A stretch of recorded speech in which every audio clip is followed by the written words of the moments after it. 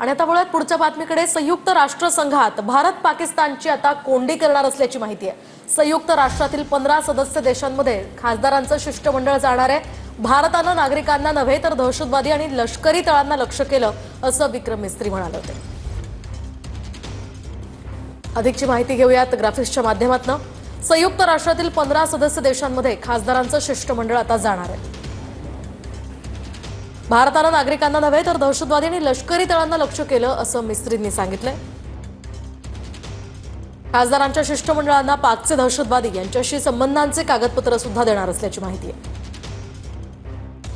इतर देशातील सरकारमधील महत्त्वाच्या नेत्यांशी, अधिकाऱ्यांशी आणि मीडियाशी चर्चा करताना दूतावासातील अधिकारी सुद्धा त्यांच्यासोबत उपस्थित राहणार आहेत।